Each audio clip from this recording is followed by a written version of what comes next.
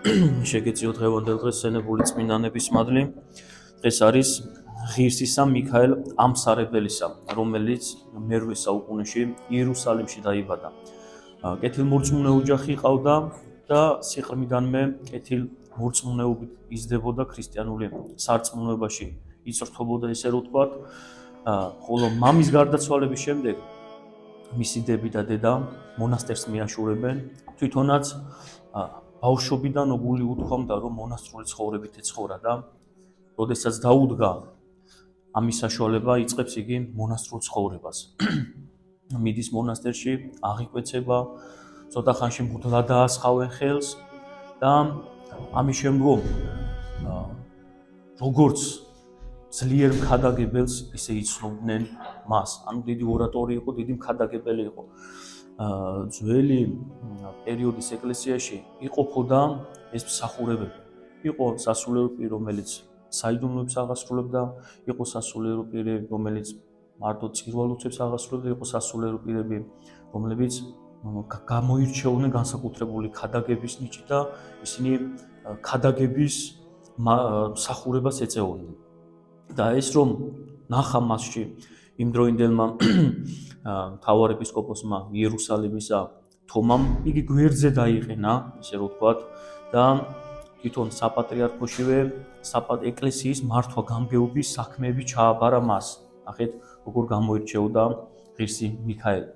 და ამ პერიოდში ერთ-ერთი ძიმე წვალებლობა იჩენს თავს, ხატმებრძოლეობა და თომა ეპისკოპოსი გაგზავნის მიქაელს და ორ თანამოღვაწეს თეოფანესა და თეოდორეს ხატმებრძოლ იმპერატორთან ლეონ სომეხი იყო ამ დროს, რომ მივიდეს და უქადაგონ მართსარწმუნოება და უქადაგოს და შეაგონოს როგორი არასწორი შეხედულება აქვს ხატების წინააღმდეგ.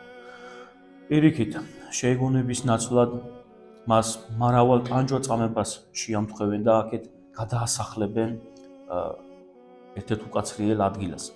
ამის შემდგომ, როდესაც სხვა იმპერატორი მოდის ტახტზე, თეოფილე, ესეც ხატმებრძოლია და მასთანაც წამოვლენ მერე რომ შეაგონონ.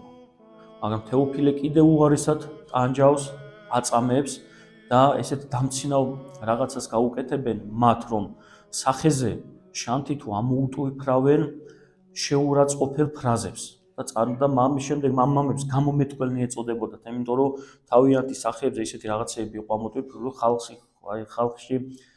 ხალხს აგებინებდნენ აი ამ ყველაფრის შესახებ და მათი სახეები იყო გამომეტყველნი, თქმელნი, კონკრეტული რაღაც, რაც წარმოიდგინეს შანთით ჰქონდათ ამომწვარი სხვადასხვა სიბინძურეები.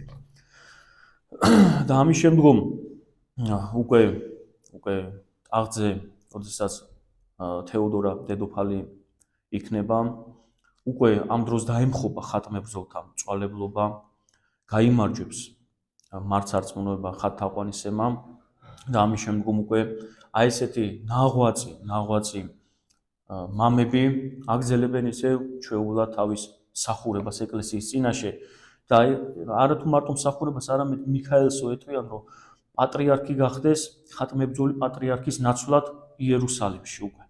და რაზეც უარს იტყვის და ისევ თავის საქმე მართვა გამგეობის საქმეს იღწვის სიცოცხლის ბოლომდე დაახლოებით 845 წელს აღესრულა. შეგვეციოს მისი ლოცვა და ნახეთ რა არის აქ ძალიან ყურადსაღები, რომ დიდი მამა იყო, დიდად იღწოდა ღვთის წინაშე, დიდი ესე ვთქვათ სიყვარულიც ჰქონდა მოპოვებული, მაგრამ შევხედოთ მის ცხოვრებას, რა იყო მისი ცხოვრება? ტანჯვა, წამება, გადასახლება, შეურაცხყოფა, ანუ ადამიანური თვალსაზრისით რომ ნახოთ, ამ ქვეყნიურ ცხოვრებაში მას მიუხედავად იმისა, რომ სწორი ცხოვრებით ცხოვრობდა და ღმერთსათნო იყო თავისი მოღვაწეობით, არანაირი კეთილი და არანაირი კარგი მას ამ ქვეყანაზე არ ქონია. ჩვენ ხო გვაქვს ხოლმე ამის სურვილი, რომ აი მე ვარ ეკლესიური, მე შემიძლია სულიერი ცხოვრება, ცხოვრობ ეკლესიურად, მაგრამ რატო ხდება ესე და ესე? აი ამ მამებთან რო ვკითხულობთ, ხო? არანაირი რაღაც ნუგეში, ამ ქვეყნიური ნუგეში არა.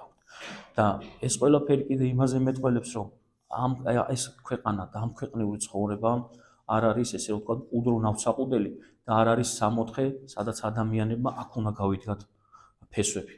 და ეს მოგვიწოდებს იმისკენ, რომ ადამიანები დავფიქრდეთ ზეცაზე. ადამიანები დავფიქრდეთ მარადიულ ცხოვრებაზე, რომ აქაური 8 წლის წილეძლევა ზეცა ადამიანს და აქ როგორ ცხოვრობდით, რა გვინდოდა, საით იყო სახარებისეული სიტყვები, ხო, სადაც იქნება თქვენი საუნჯე, იქ იქნება თქვენი გული. რა არის ჩვენთვის საუნჯე? ამ ქვეყნიური ცხოვრება, ამ ქვეყნიური სიამეები თუ ზეცა და უფალი.